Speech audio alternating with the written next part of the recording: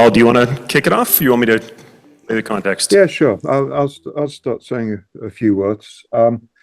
Simeon was talking about the product council session that we're going to have. Well, it's a special product council session because what we're going to do is go through the last PI, all of the work streams, gets essentially a summary of the status update.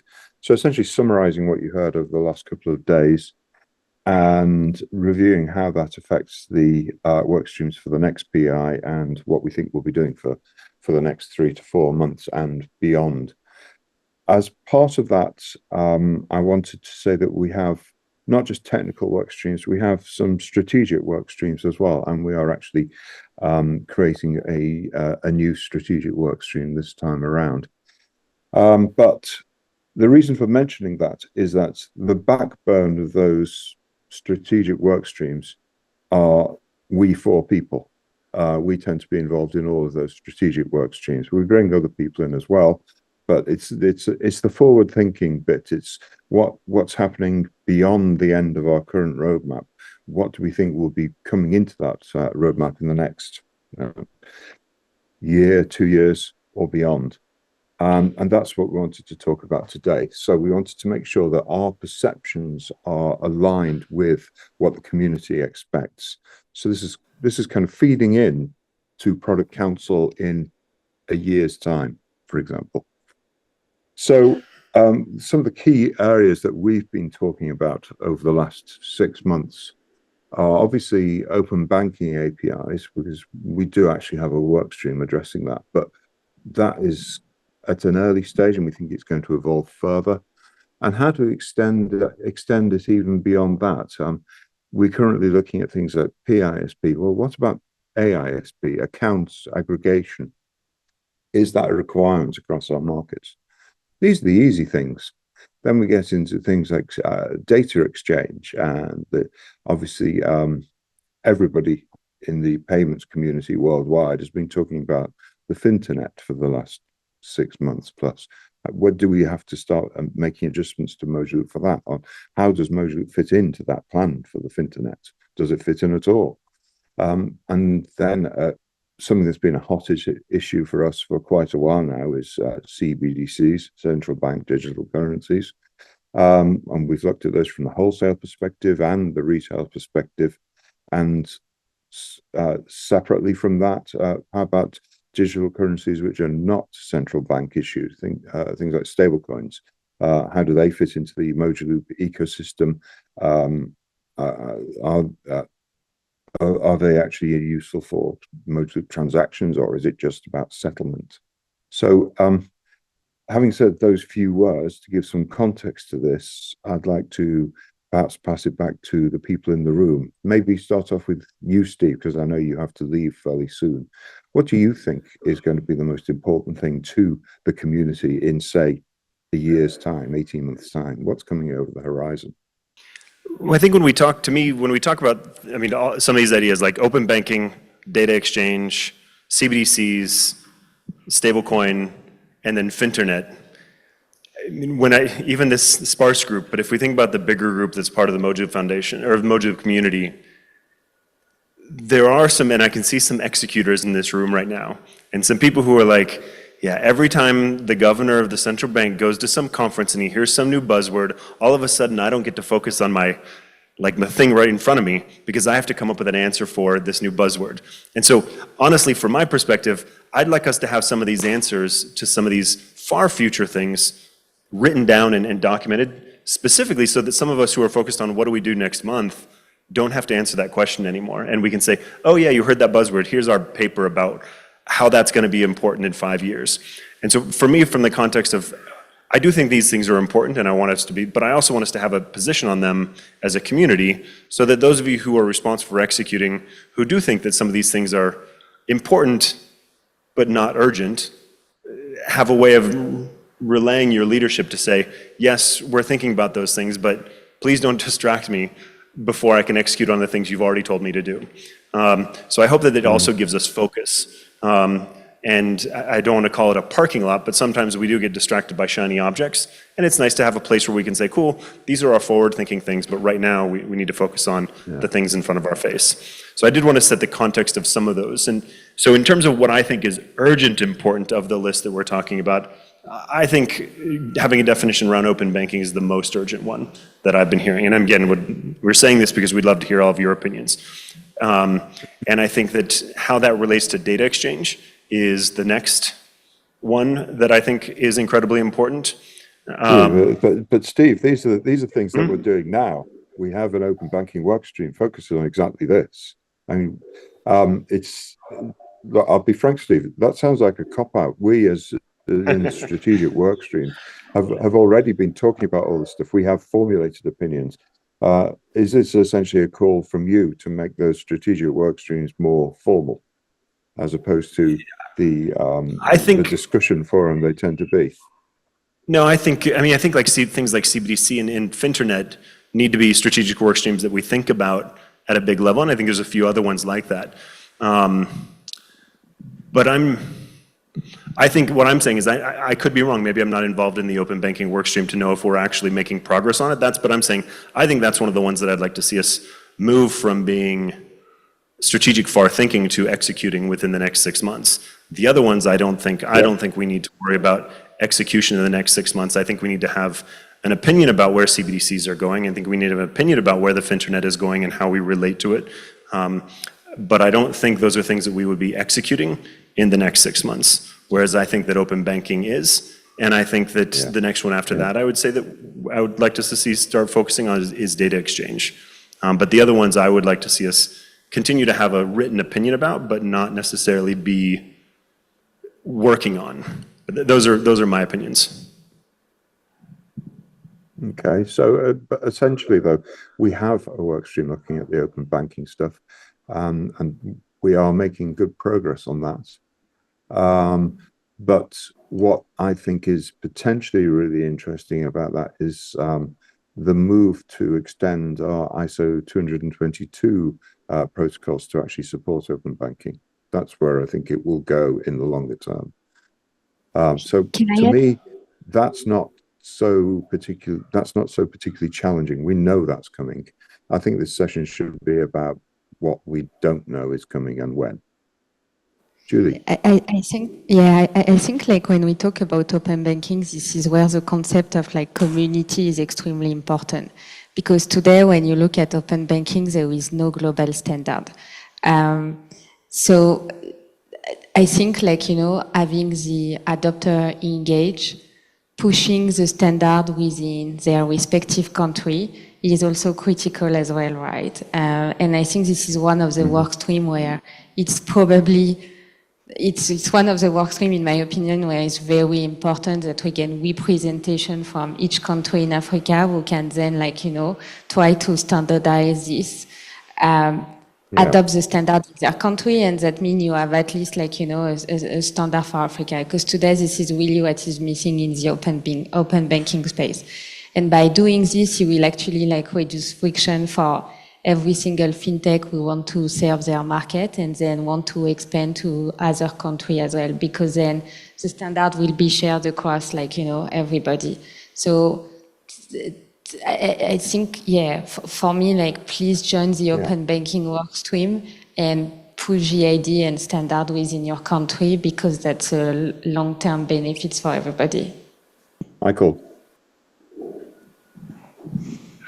Michael, come on. On open banking?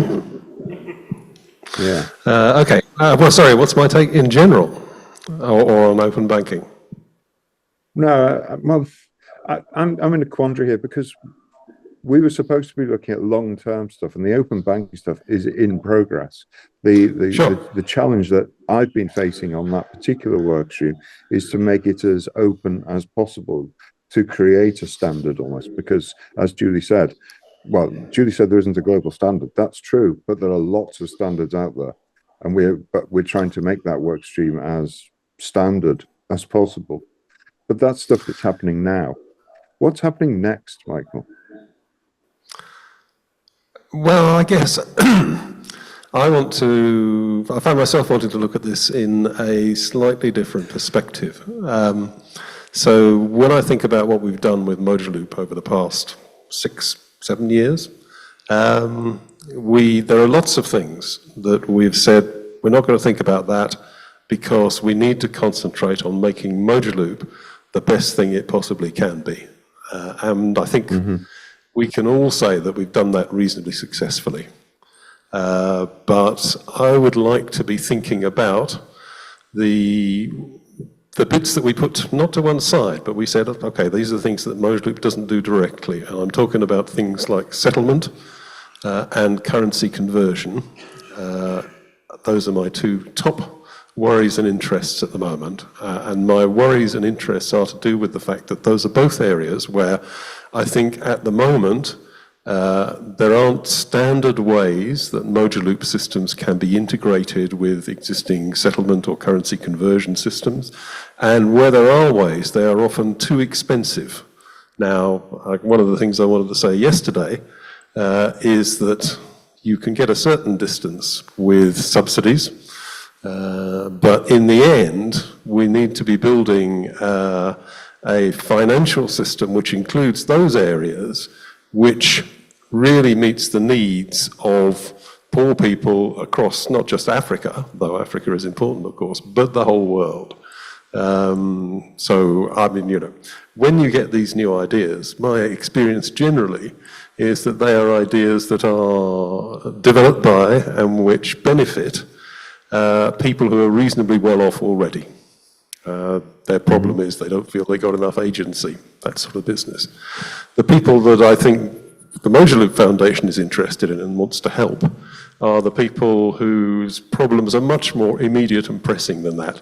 And they largely have to do with the cost of access to the global financial system.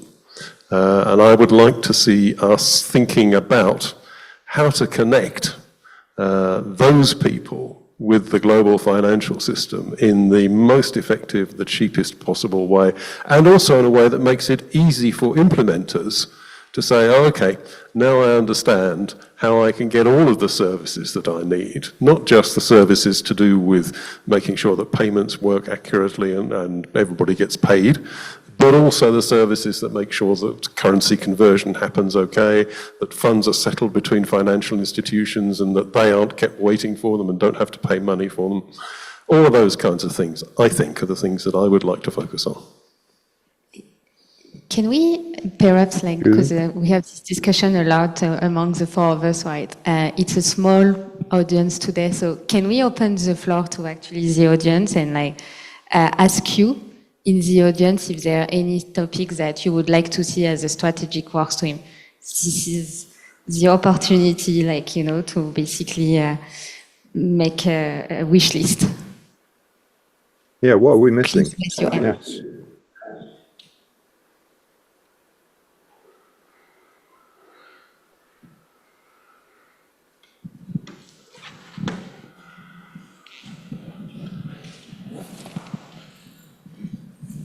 Thank you. So not because I'm probably leading this work stream, but I will probably agree with Steve and Julie here that maybe the open banking would be such a work stream that we could look at as being strategic for most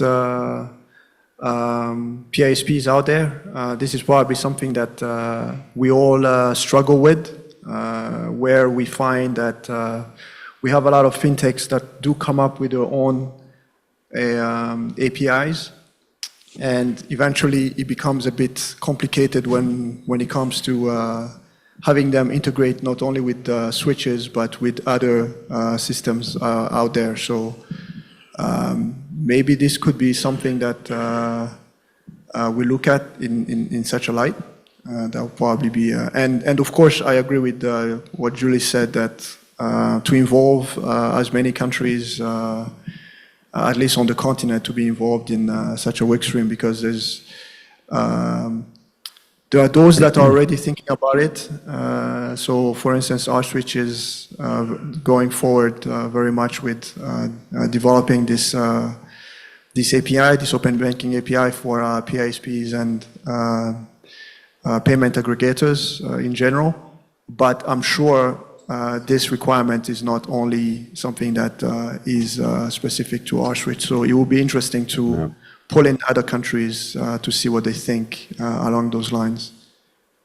Because usually what we have... are aware. Yeah. You are aware we have the open banking work stream, and we have been looking at a range of other open banking APIs, in particular from Brazil and from the UK, using those as the foundation to define a Mojaloop open banking API.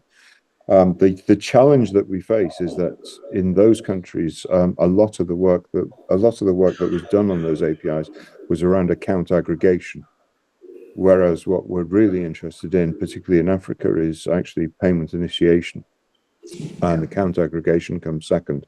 The priorities are reversed, so we kind of need to go our own way to some degree.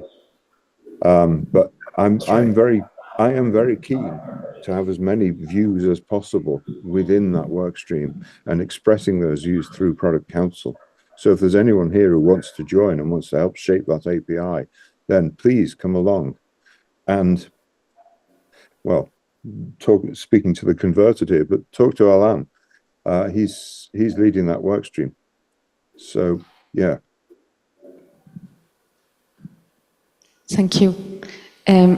I just realized actually that we've been talking about the Finternet, but we didn't really define what it is. So the Finternet is a white paper that has been published by the BIS, where they set the direction of travel of the financial services infrastructure.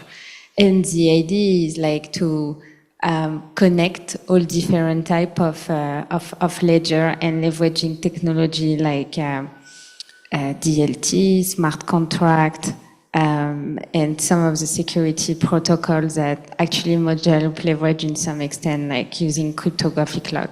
So the paper defines the direction of travel and where, like, you know, the financial services industry is supposed to head to.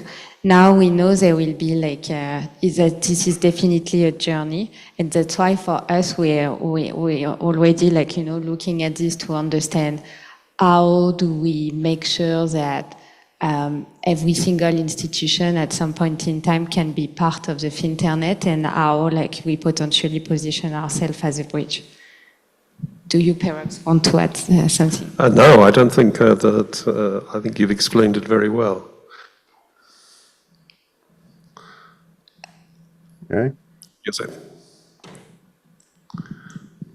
Can we get more opinions from the room, please? What other things should we be No, we have. about? Joseph is about to. Okay. Thank you, Michael.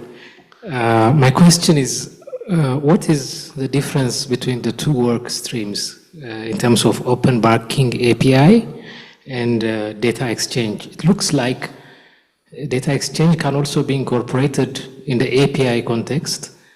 I want to know just that difference. I can try to go first if you want. I think for me, like, you know, open banking is a way to collect the data, but the subset of data that you have is limited as well. And then we look at basically like this is kind of open banking is foundational. You start by collecting the data, but then when you look at data exchange is around how do you analyze the data and then feedback some of the insights that you have, right? And this is, for example, like what Project Aperta run by BIS is going to start looking at on how, like, you know, this data can be exchanged across the world, like more safely. So to answer perhaps your question in a bit more detailed manner, I think open banking is really focused on exchanging payment, exchanging data, so we in very specific use case, where we look at data exchange, this is actually, like, you know, more global. And the idea, for example, would be how do you exchange data in a context of fraud prevention and these sites that you can get. Does it answer your question? Yeah. I guess just to add to that, I suppose I would say that, in my mind at least, open banking has to do with the relationships between account holding institutions and their customers. So it's where a third party, a PISP, provides an additional service to a customer which requires them to have access to the account holding institution's information about the customer. The wider data exchange question essentially, I think, is about using information by third parties for third party purposes. So it's to do things like, analyze, the classic example, you just mentioned it, is the sort of large-scale fraud prevention things that work not by saying who's doing a payment, but by analyzing the whole sphere of payments that are going on in order to isolate the particular patterns which historically have been associated with fraud. Now, in order to do that, they need a great deal of information about the payments that are happening, not just the payments that are happening in interoperable systems like Mojaloop, but also the payments that are happening within the FSPs. And it's only by having all of that information that they can put the powers of statistical analysis, or artificial intelligence, as it's sometimes called, really to work to make sure that fraud can be detected early and that it can be detected without needing to have a great deal of information about the people involved. You're just looking at the transactions. But as I say, my distinction is that isn't about a direct service to customers, it's about an indirect service to customers for which customer information is required. Does that make sense? Yeah, thank you. Can I bring in Paul Baker, who has raised his hand on Zoom? Paul. Hi, yeah. Would just like to, I like the conversation, by the way, but I would like to add my 2 cents worth. I like the idea of extending the settlement and the automation of the settlement and those ideas, sort of polishing the product a little bit, making the standard offering a little more complete. But in that line, I would like to add 2 more things. The first one is participant lifecycle. I think there's a lot we can do there, and it's not very hard, and it would add a lot of value. And the other one is the great accelerator in a use case, I believe, is PISP. And we've extended a lot of those models. And I know that that's related to perhaps some of the open banking ideas, but we do have functionality. We do have an API, but they don't quite match up at the moment. I think there's a bit of work there. I would love to see that gap closed so that PISP could easily be adopted. So yeah, and that is the foundation of the open banking workstream, in fact, Paul. okay, That's one of the aims of that workstream. So yes, I mean, it's important. PISP is the specific, open banking is the general, if you like. okay. So, yeah. Could I add something there, Paul? Yeah, please. Oh, sorry. Could I add something there, Paul's? Just to say that I wonder whether, I want to go back to what Alain was saying earlier on and ask whether we ought to have a more general objective, which is to do everything we can to make sure that fintechs can contribute, as I'm sure they will, to take up and to the success of the interoperable systems like Mojaloop. We need to be working. I know that, for instance, Innocent Kauya has done a great deal of work with IPIPO in this area. We need to be making sure that we're talking to people with good ideas and making sure that they can make those ideas effective in the financial community. And that, in my mind at least, is something wider than PISP or AISP. I also want to say, Paul Baker, that probably for this audience here, we ought to say a bit more about what we mean by participant lifecycle, because it's a term we use, but I think it's maybe not a term that is very widely understood outside of our meetings. That's probably correct, yeah. So participant lifecycle is when we refer to participants, we are talking about organizations connected to a scheme, and those participants can come in multiple forms, mainly DFSPs, but they could be PISPs, and they also could be FXPs, foreign exchange providers.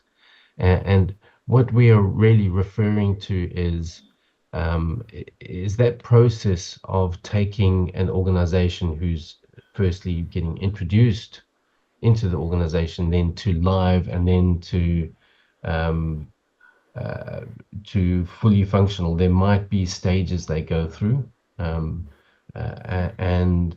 there are certain depth of functionality that they make use of,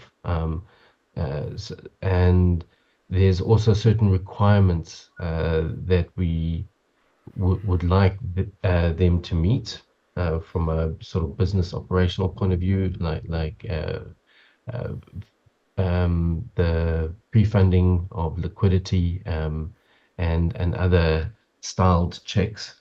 And it would be nice if all of that was collated together to provide an interface or a mechanism for managing the participants' life cycle within the scheme itself. I don't know if that's a good summary, Michael. I think it's an excellent summary. So I might summarize the summary to say that our objective would be to enable participants of whatever size to manage their own interactions, institutions of whatever size, to manage their own interactions with an interoperable payment scheme. Whilst the activities remain within the domain of that participant, because it's their responsibility. Yeah. Yes, indeed. Okay. I don't know how much time we have left. I think we're already 10 None. minutes over time. So It says 47 minutes on our clock. Sorry, that was a joke. okay, so I don't know. Julie, do you want to say anything to close? No, I just want to check, like, is there any final thoughts on this strategic work stream before we close? Yeah. Okay, so to summarize, I've noted down open banking, like potentially again look at this from a more strategic and like talk to Alain about this because there is already a work stream active. Participant life cycle is another one. Settlement and FX conversion. And yeah, participant life cycle. That's it. That's what I took in mind. Yeah, sorry, can I just add something on the settlement and conversion topic? One of my eye-opening experiences when I joined the ISO 20022 committees was how little people in the wider global financial community understand the requirements and the special needs of people in emerging and developing economies. I mean, it's not that they're badly disposed towards them, they just never think about them. Yeah. So one of the things that a work stream should be doing, I think, is trying to raise the profile of emerging and developing economies in the organizations that are setting these international standards to make sure that the particular requirements of emerging and developing economies really get their voices heard when the standards are defined. Yeah, that's always been my experience as well, Michael. And you have done sterling work on that in that regard within the ISO 222 community. And I think we'll thank you for that. But yes, I mean, these standards are almost all defined within, well, BIS possibly, within the European banks, within the North American banks, and then they do not take into account the particular needs of Africa, for example, or even South Asia in many cases. So yes, we do need to make our voices heard more loudly than we currently are doing. I completely agree on that. And I do think it's happening to some degree, but even now, and when I talk to people from the payments community in Europe, they're always fascinated by the particular requirements that we have within the developing economies, and they're always surprised, I think, that the standards that they've been working on are not directly applicable. So it's not, as you say, that people are ill disposed. It's just they don't think, and that's the fight we have. Can I add something on this? I think, like, Yeah. you know, the imperative is not only on us as a Mojaloop Foundation. Again, it's on potential adopters, part of central bank and national hub operator to be part of this committee as well, right? I think Mike Trotter from Swift on Wednesday also like made a call out to ask country to join IP Plus to define some of the standard and make sure that, like, you know, what's happening in the continent is also taken care of. So yeah, I think it's on all of us to make sure that there is more diversity around the communities that set the standard. Yeah, well, thank you, Julie. That's very well said. I don't know if we have lost Steve. Has he gone? Or Yeah, I think that's right. He is. okay. Yeah. It's difficult to see. Okay, back from to you, here. Simeon. Awesome. So back Thank to you so you, much. Simeon. Awesome. Thank you. Thank you so much.